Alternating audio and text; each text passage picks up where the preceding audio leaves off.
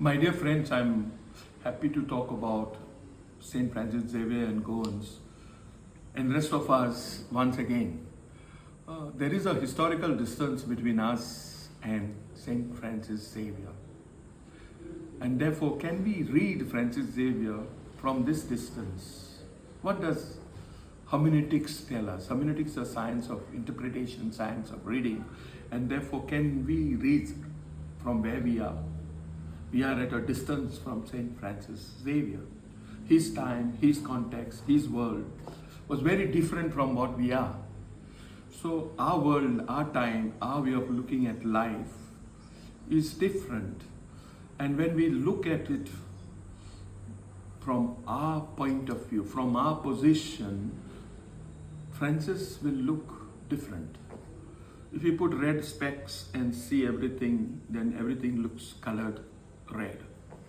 So also, while we read history, events, persons, from that distance, from this hermeneutical distance, we can completely misunderstand, mishear, can clearly not able to decode the real person that we are trying to talk about.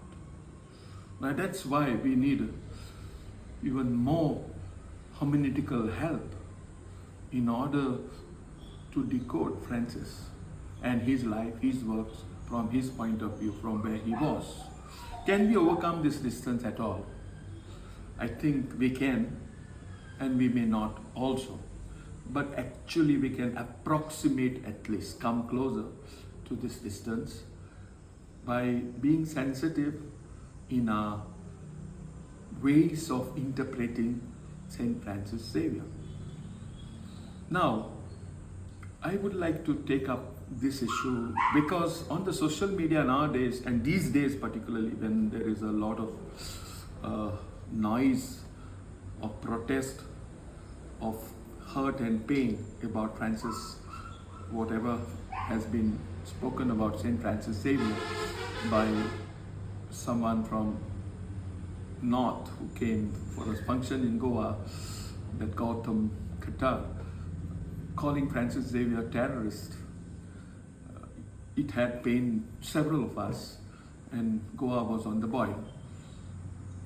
Now, putting a title, a perspective which is maybe from our times on Francis Xavier. Perhaps we are dressing him with our clothes. Then he looks very different for us. So therefore, it will be important for us to be able to go back to whatever time Francis Xavier belongs, and to be able to understand him as a man of his times. And we are also people of our times, so we can cross this barrier of time. But for that, we need to maybe go to Michel Foucault, one of the very famous 20th century French thinker. He's a historian of ideas and how ideas are born and how ideas control us over a period of time, and how ideas break down and new ideas are coming. And that's how he has been talking about ruptures. History is not a continuous process. He's a philosopher who tells us history is discontinuous. History is born by breaking away from everyday todayness. And therefore, in some little way, to put it in a very, very, very simple way, 15th August is very different from rest of other days, and that's why it became historical. History becomes discontinuous. But he is not simply talking about this type of instance like 15 August 1947 or 19 December 1961. It is not about discontinuity from daily continuity of our lives. But certainly he talks about large, deeper kind of a worldview. He calls it episteme. Episteme is the unconscious, unknown that we subscribe to.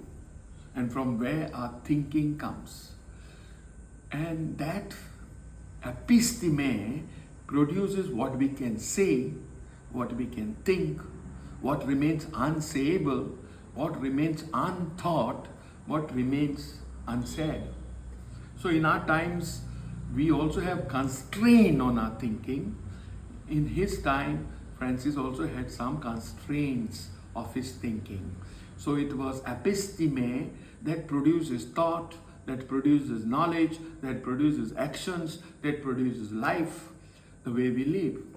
And therefore, maybe another term is the paradigm. Paradigm shifts happen, and people live with paradigm. There was once upon a time in science, we all thought Earth is the center. That was a geocentrism. And people did science around this idea that Earth is the stationary center of the whole universe, and the universe was simply the solar system.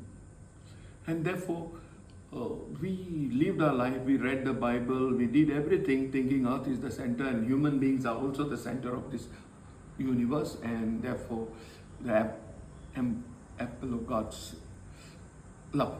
So that's where anthropocentric way of looking at humanity and humanity's destiny came. So that's one paradigm, one episteme, which decides how do we read the Bible, how do we as Christians look at others, and so many things. The paradigm shift happens with Copernicus, that Earth is not the center, but the sun is the center.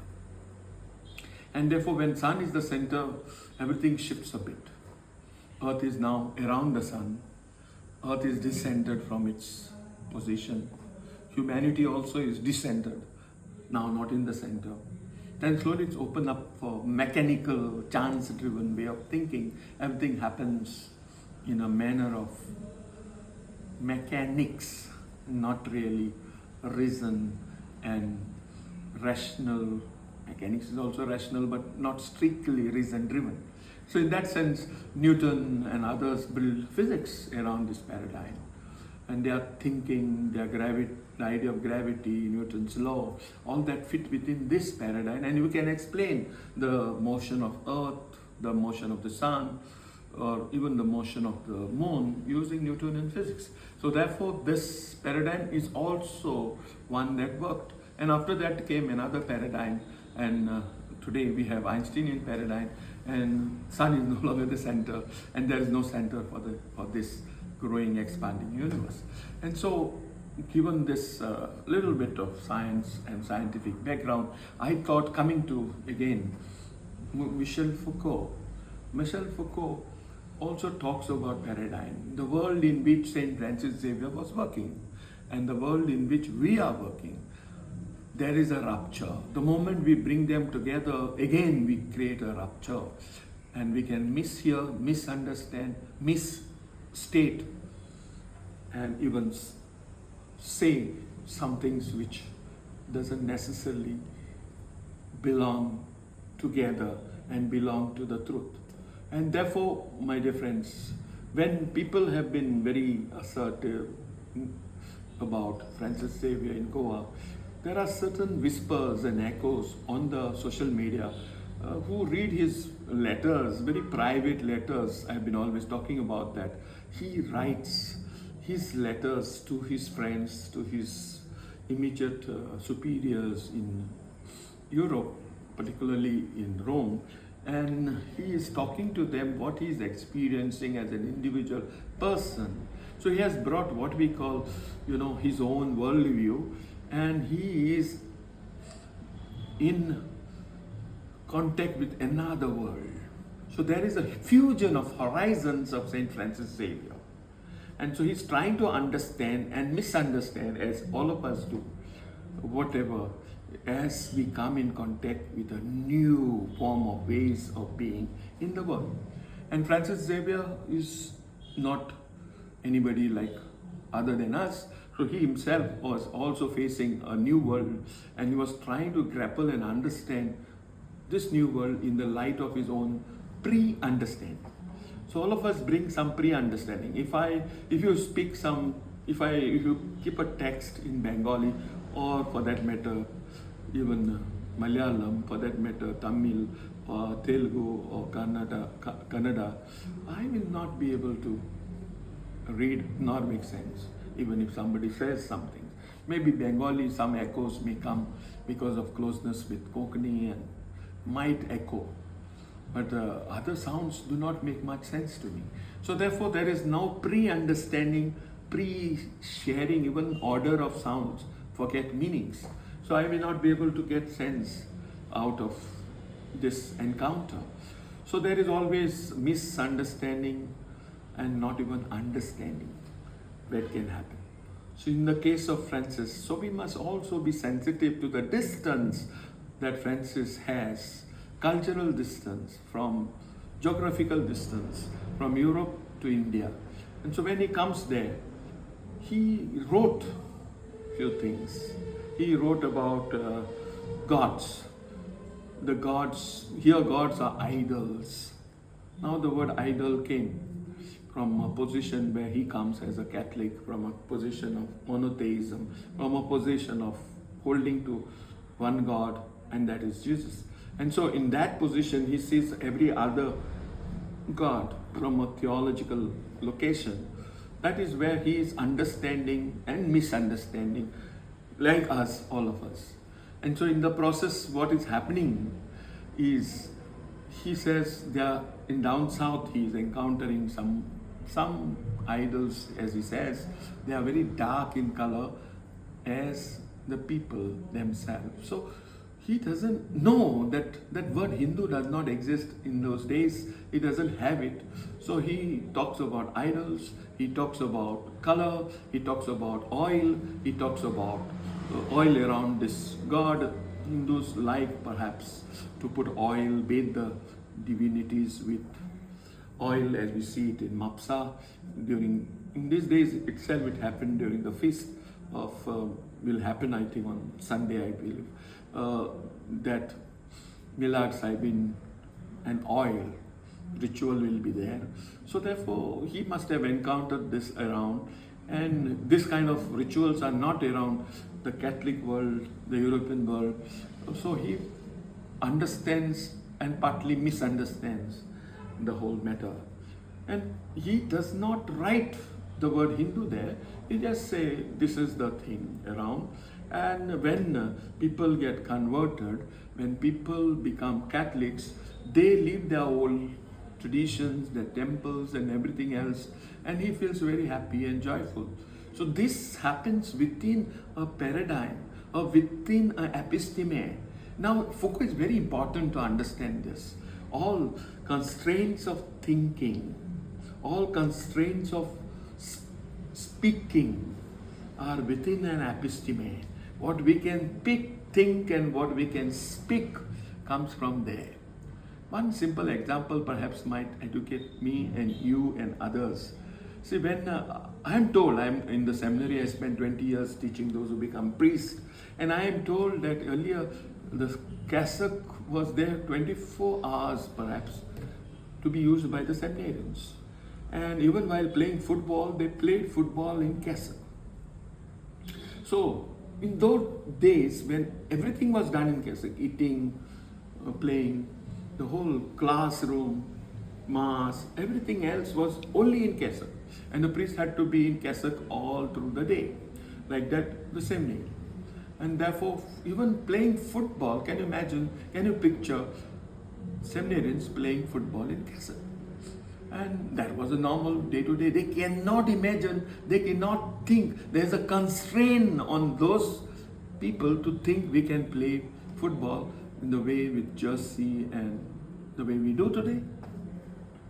And suppose somebody comes with that kind of today's dress, among those people who play every day in cassock, they'll start looking at him with maybe anger, maybe they may misunderstand him, they may say, okay, this man is not worthy of becoming priest, and send him away.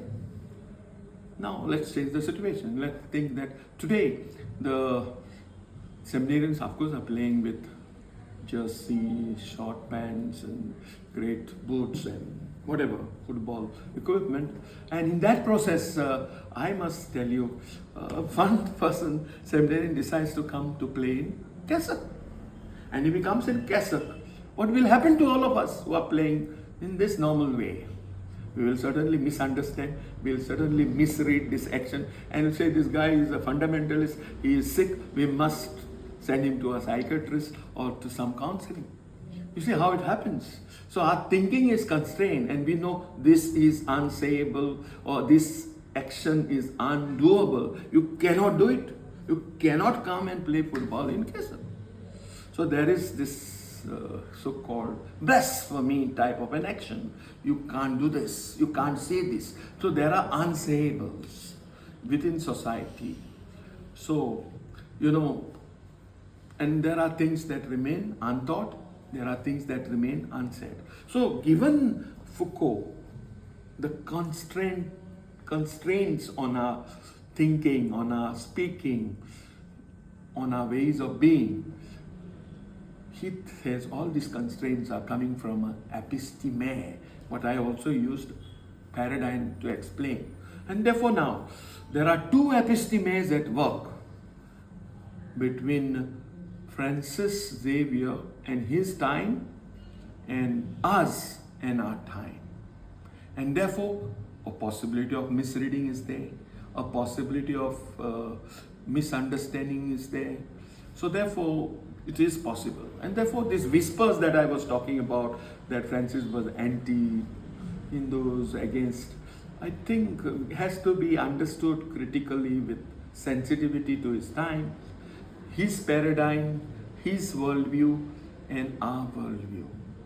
Of course, with sensitivity doesn't mean actions.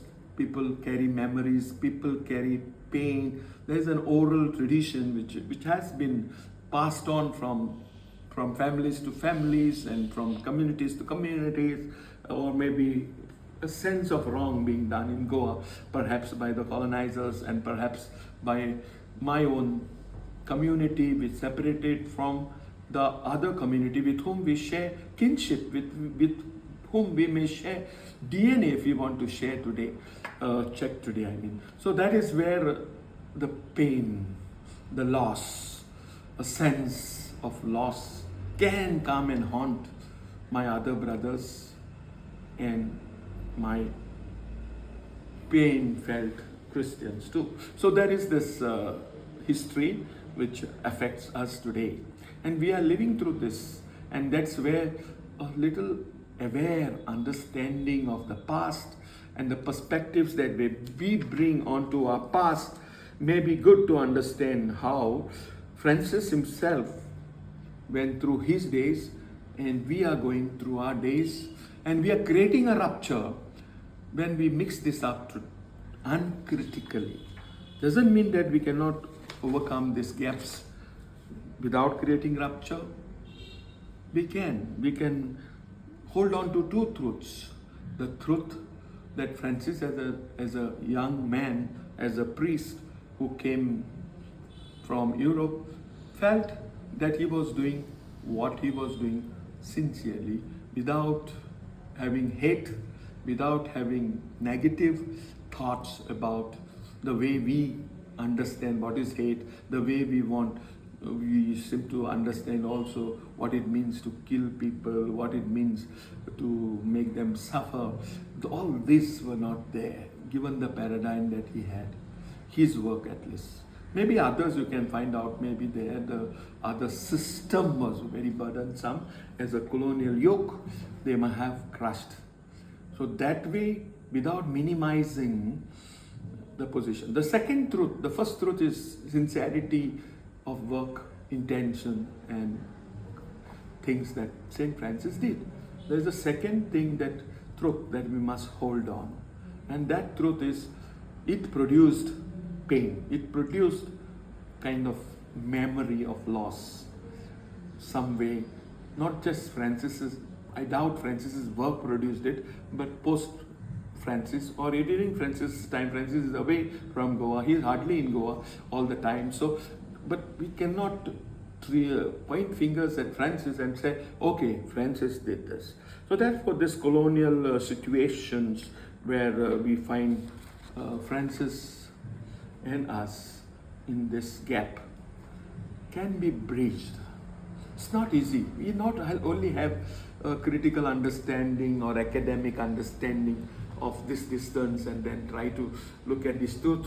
For me, it is easy to say, but they are emotive.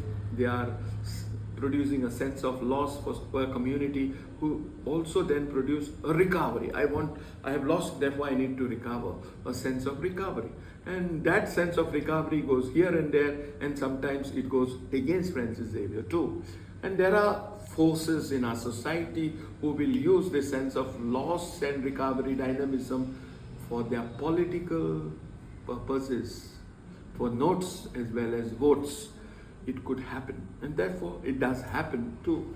And therefore we need to be even more critically aware as well as working together to produce a therapeutic dialogue.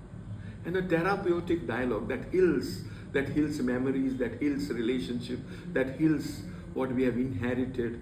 The gap will still exist, but humanly are we able to bring certainly a kind of therapeutic dialogue between the Catholics and the Hindus of Goa. So that is what I was trying to propose. Maybe perhaps the inclusive dialogue that we find in Dupuy, the great Dupuy, a Jesuit thinker, theologian, who tries to talk about divine communication which has come to us in Jesus, is there in every religion, as Vatican II also says. The gospel is not only in the church, not only in the Bible, but it is also spread. Logos, spermatikos, the speed, the seeds of the gospel are there everywhere.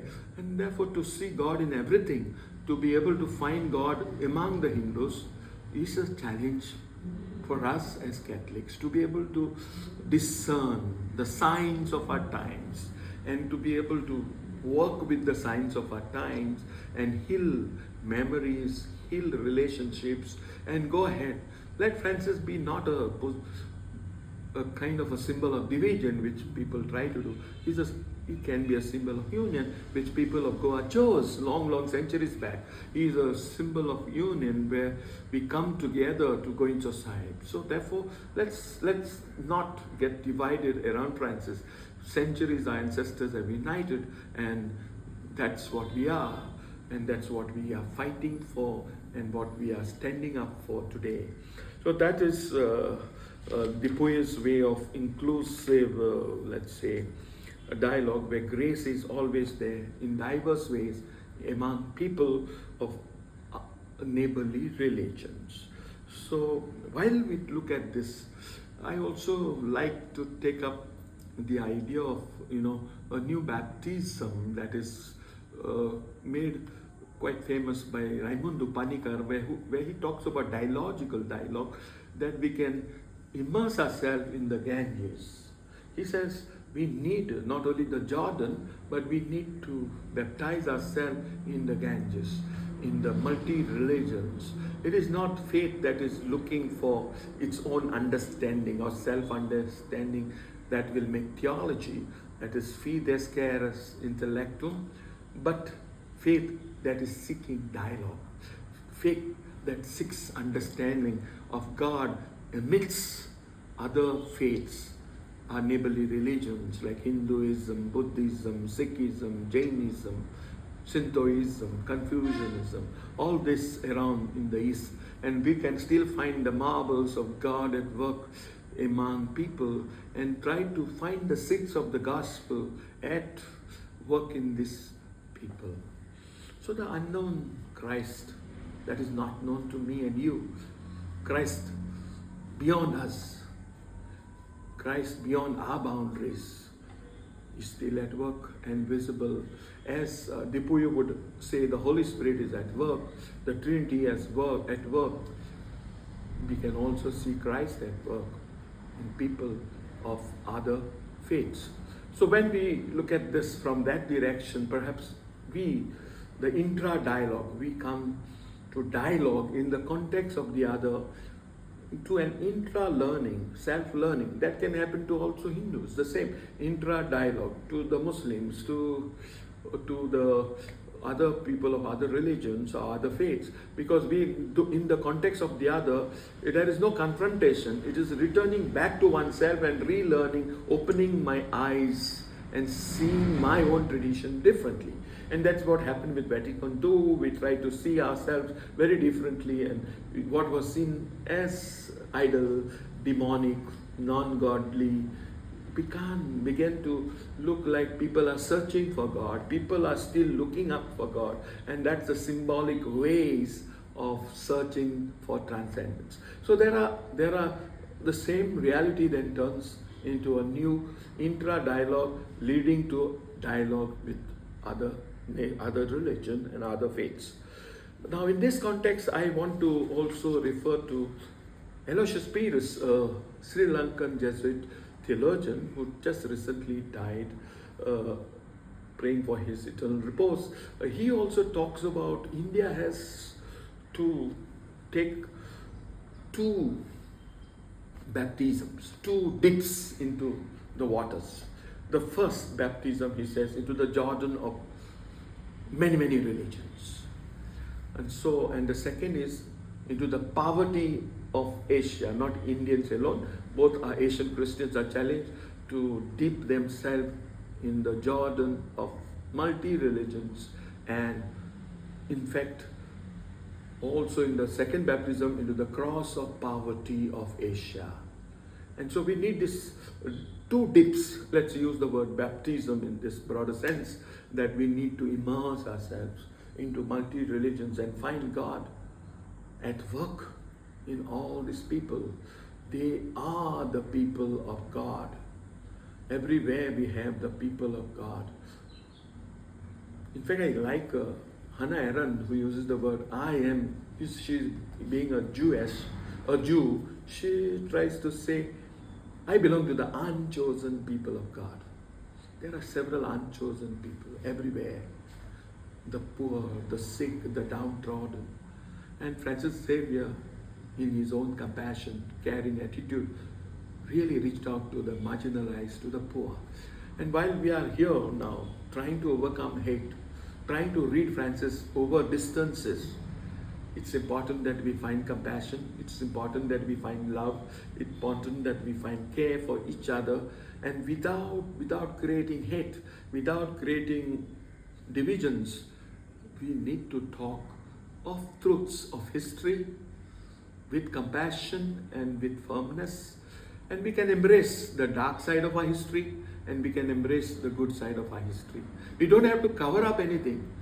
We can read it from a distance, and if we understand the episteme and the paradigm at work, I think peace certainly will be a way of life. And Francis cannot divide us, as he has not done for centuries.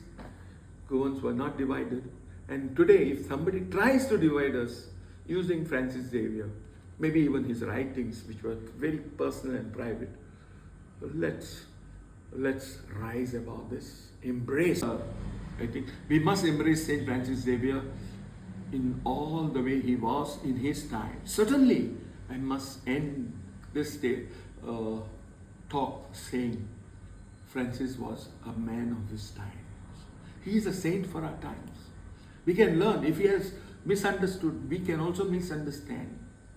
We can see that we are also talking across epistemes, across paradigms, and there is mishearing, misreading, and misunderstanding.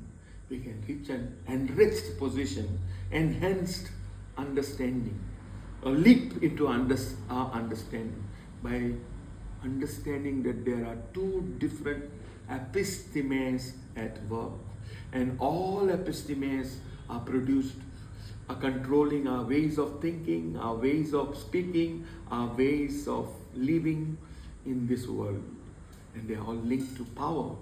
So now that the power comes, our paradigm about democracy, our paradigm is about freedom, our paradigm is about equality to all religions, and therefore we talk from our episteme and looking and finding for equality, finding for democracy, trying to find freedom in a world where it did not exist. The idea of Francis and his world did not have this equality in the way we are experiencing. Autonomy and freedom, the way we are, individual freedom we are seeing. So it is world apart. While this world apart can be there and authentically we can embrace these two worlds and understand together and try to find these two truths, the pain and the triumph, the joy and the sorrows, which both sides exist. And that's why perhaps if we can get these two worlds together and rise above them and leap into a new understanding, a new metanoia, a new way of looking at past, present, which can create a new future and a new way of being today. I pray that this happens to Goa, and with this rupture that we are seeing, something like resurrection, a leaping moment may arise so that peace, harmony, and prosperity for all, and blessings for each and every one of all walks of life, all faiths of life, may experience God's blessing, and may all of us stay peaceful, happy, healthy, and holy from our walks of life, from our faiths of life, in the embrace of Goinzo Sai. Thank you.